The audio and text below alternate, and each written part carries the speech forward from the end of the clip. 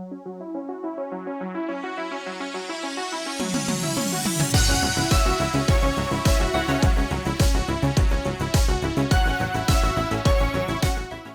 is going on, Raiders? Soda Dragon here. Welcome and hope you guys are doing well. So, with Plarium nerfing Unkillable for the Iron Twins for patch 6.10.0, here are a few answers to some questions you might have. Firstly, does the Paragon cheese still work? No, it doesn't. And I know of no way to make it work anymore. So it seems like it's permanently dead. Question 2. What about Unkillable teams? Do they still work for the Iron Twins? And the answer is yes. Okay, yes, they do still work. Question 3. Can Unkillable teams work consistently for the Iron Twins? And surprisingly, with the stuff I'm going to show you tonight, the answer is yes. Yes, they can work consistently. But question 4, do Unkillable teams work 100% of the time for the Iron Twins like they used to? And the answer to that is no. Alright guys, so how do you make an Unkillable team work for the Iron Twins past patch 6.10.0? Well, the first thing you're going to need is a Geo. Now, I know no way to get around this. I don't think you can make an Unkillable team work right now against the Iron Twins unless you have a Geo. Now, you don't need a Geo for block damage teams, but for killable teams, that is tanky killable teams, unless you got a lot of legendaries lying around, chances are you'll need a Geo for those too. So in most cases, either you need a Geo or Geo is going to be the fastest as far as clearing the stage. So Geo is just going to be the best hands down. But once again, if you're planning on running an Unkillable team, you need a Geo to make it work. So guys, if you've been running your Unkillable teams for the Iron Twins without a Geo, now I don't think they're going to work. So that's unfortunately the bad news. And there's a very particular reason why. Prior to patch 6.10.0, Unkillable teams made you literally unkillable, right? You couldn't die, so it really didn't matter how long the run took. Whatever, your damage dealer could do pitiful amounts of damage, and you could still win because it just didn't matter. You couldn't die. But now that is not the case. Now, when the boss is under 40% HP, he's going to start ignoring Unkillable with the single target attack of his A1. The way his A1 works is first it's a single target attack, then it's an AoE. Well, that single target attack is going to start ignoring Unkillable. And unfortunately, for most teams, once somebody dies on their team, the speed tune is thrown off. So basically, there's a time limit right after this boss goes under 40% HP. You have a very limited time to kill this boss off as quickly as possible. So given you basically only have a few turns to kill this boss off before he kills off your whole team. Now he kind of does it piecemeal. He kills off one by one, but you only have a few turns to do it. And who else can kill this boss off with 40% HP or less in a few turns?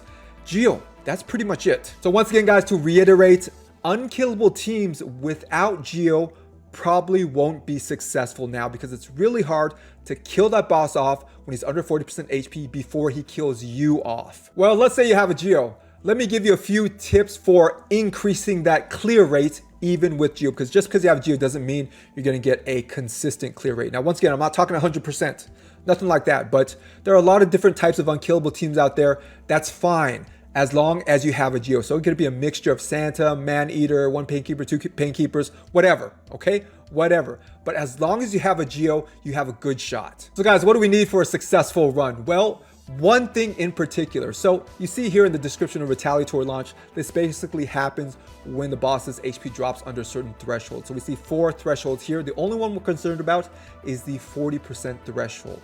So what is Retaliatory launch? Well, if the boss's HP drops under these thresholds seen here, then he's going to launch missiles at you and cleanse himself.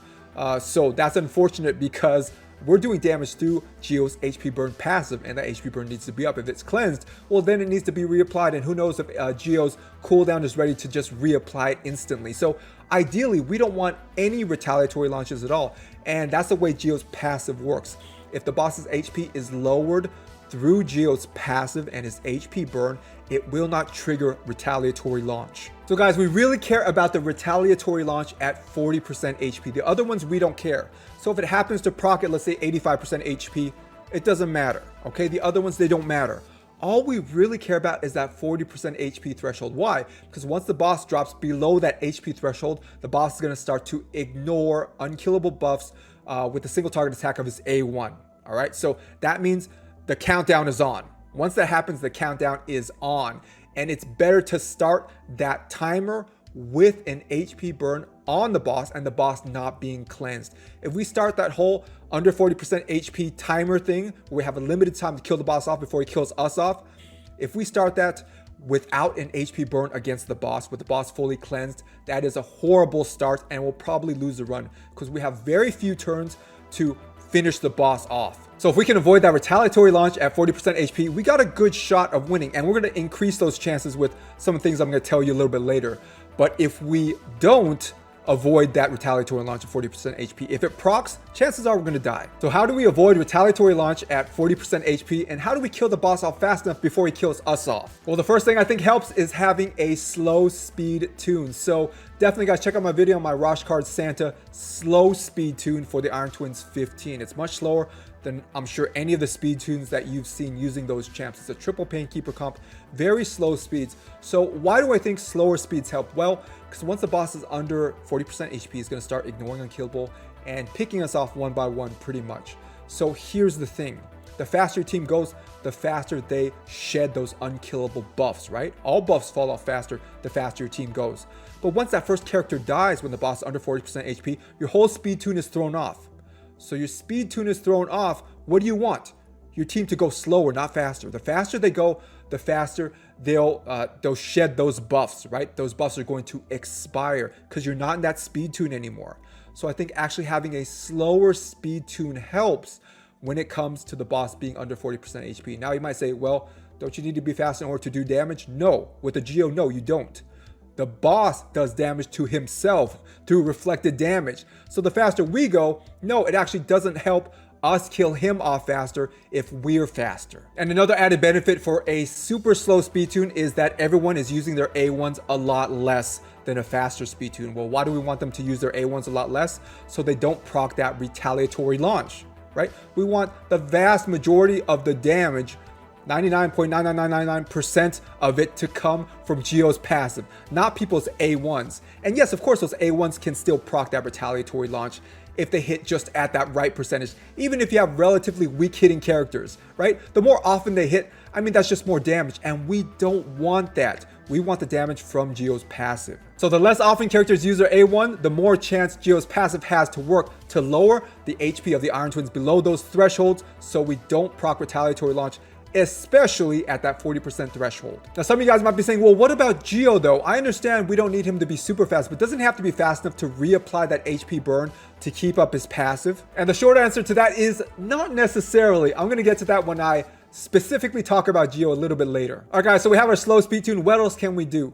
Well, here's a few things. Firstly, we can take off War Master off any of our champs that have it, just in case you do, because we don't want that bonus damage. We want our champs to do as little damage as possible. We want the majority of damage coming from Geo's reflect damage passive that won't proc that retaliatory launch.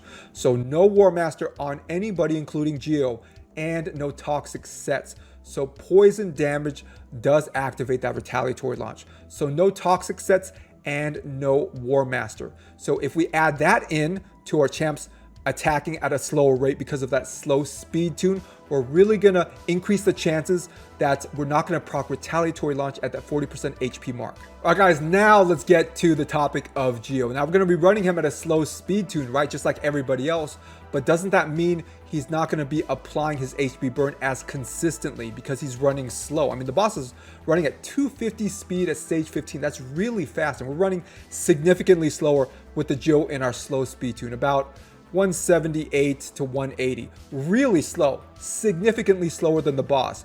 How can we consistently reapply those HP burns to the boss and keep it up with almost 100% uptime or close to it, while Geo is so much slower than the boss? So the first way we help a slow Geo apply his HP burns a lot is through a lot of Painkeepers. The more you have, the better. Now, different unkillable comps utilize a different amount of Painkeepers, but the more the better. And this is, I mean, pretty much the max. So if you have 3 Painkeepers, it helps a ton cool down Geo's skills. Now, is this enough? No, it's not enough. We need more than this to consistently, at a slower speed, keep up that HP burn the majority of the time. But definitely the more pain keepers help. So if you need to switch your team up to a team with more pain keepers, that will definitely help the situation than a team with like only 1 or 2 pain keepers. So the second way we can help Geo out, that is keep up those HP burns even though he's running at a slower speed tune, is with gear. So check this out. I do have him in a reflex set, so we have a 40% chance to reduce a random skill by 1 cooldown. So the thing is, we're only using 1 skill. We have his A2 turned off. So the only skill that he's using that gets put on cooldown is his A3, his HP burn.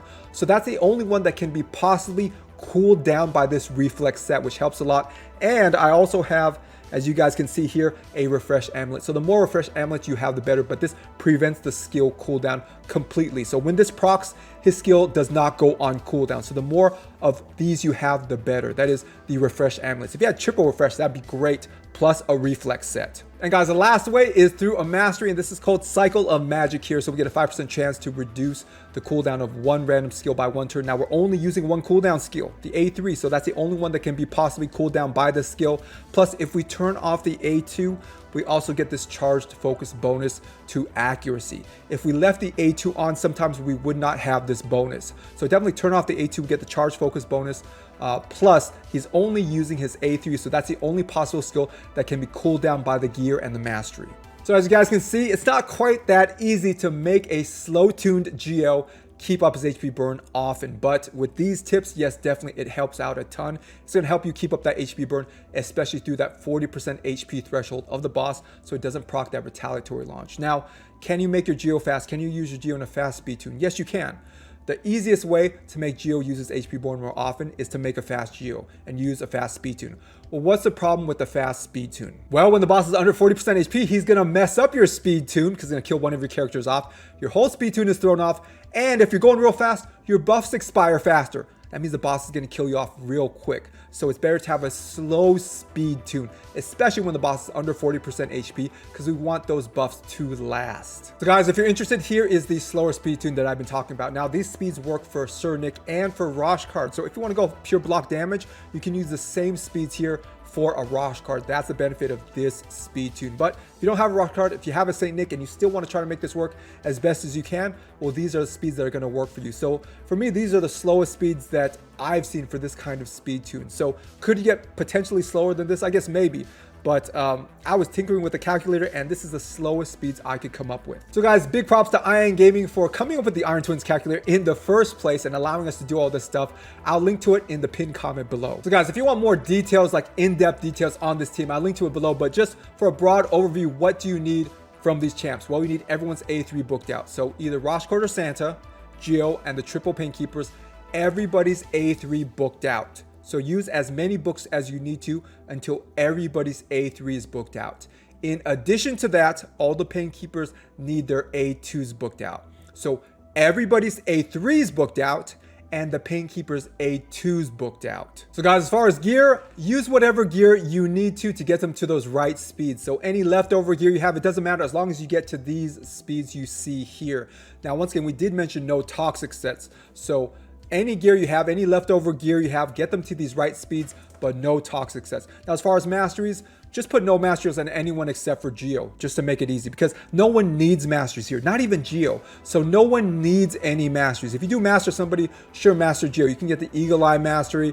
You can get different things to help them out with accuracy, but nobody here needs any masteries. So as far as everyone else besides Geo, I just say don't put masteries on them. As far as Geo himself, if you need masteries, yes, go down that support tree, get that extra accuracy. So guys, as far as what stats you need on your Geo, it's only 2. First is going to be the speed. I have mine at 178. If you have anything different than this, then just double check it in the calculator. So if you have something close to this, once again, double check in the calculator to see if that speed's going to work.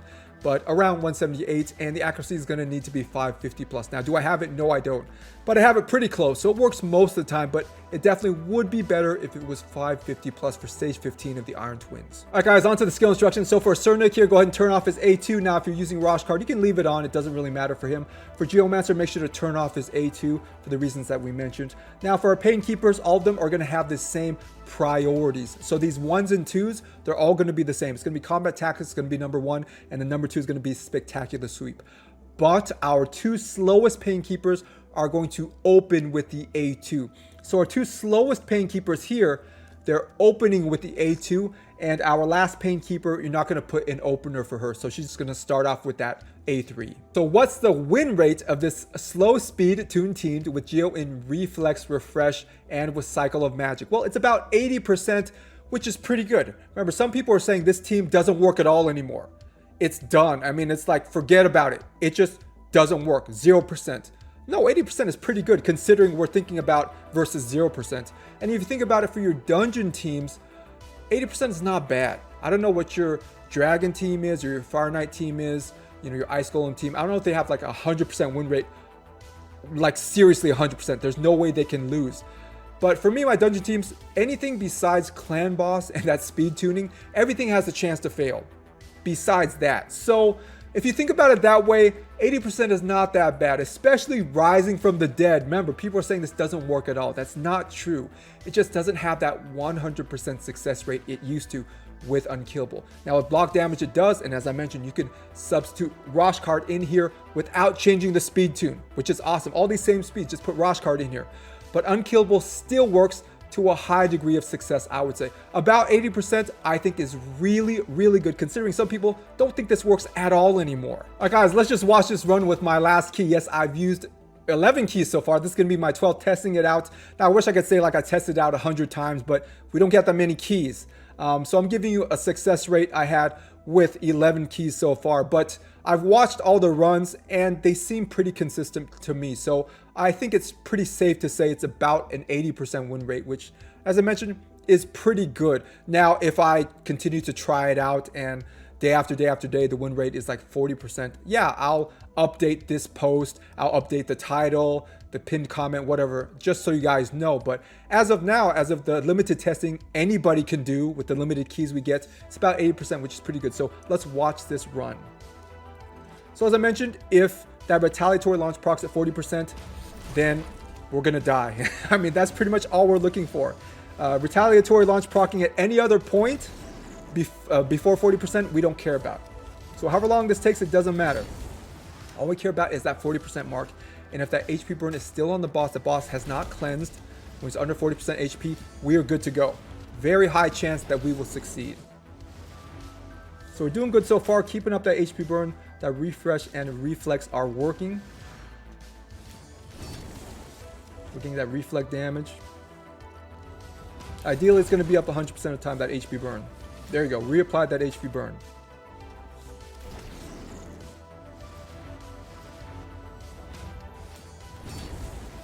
Okay, now we're getting down there. Let's see. We're getting down to that 40% threshold. Once he starts doing his triple AoE Doomsday Machine, then we know he's under 40% HP. That's a real big clue. So not yet. Reapplying that HP burn. There you go. Triple AoE. We're good to go. Still have the HP burn on 2 turns. Geo's going to reapply before it expires. Now he's going to start killing off our team one by one. The speed tune is completely thrown off. That's why at this point it's better to have a slow speed tune. Okay, we're still good.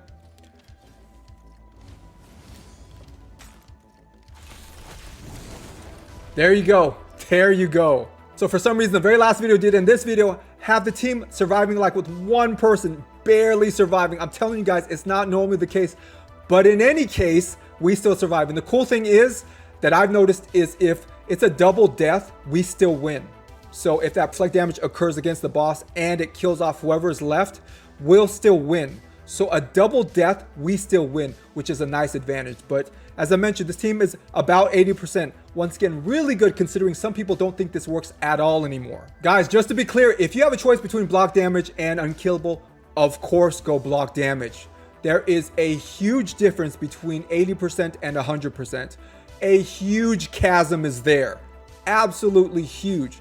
Now, what I will say is if you're constrained for time, you cut the time about in half for unkillable teams. So this team right here, I mean, a minute 30 is about average or less. So if you're running a block damage team, you're looking at double that time. So if you're thinking about like the quality of life aspect, yes, you potentially risk losing for shortening the run in half. So that is a benefit. That is a benefit. But as far as consistency, if the thing you really don't want to waste is energy, you don't care about how long it takes, then of course go block damage. So I definitely recommend everybody work on a block damage team if you have the components for it. If you have Rosh Card, if you have Helicath, and a few PKs, right, Painkeepers, definitely go for block damage. That 100% consistency is huge. But if you don't have them, if you don't have a block damage team, or you've already built an unkillable team similar to this, why not use it? Why not use it with those tips for the slow tune and the tips for the Geomancer? 80% is pretty good. It's pretty good, okay? Not 100%, but better than 0%. All right, guys, that's gonna be it. I just wanted everyone to know, you know what? Unkillable teams still work, and they can work consistently for the Iron Twins Stage 15, all right? So when we talk about the death of unkillables for the Iron Twins, no, that is not true. In fact, you can get a very consistent team. That being said, 100% is thrown out the window, 100% success rate. So if that was what you're looking for, it's done. It's done. I don't know if we're going to ever have an 100% success rate unkillable team anymore for the Iron Twins.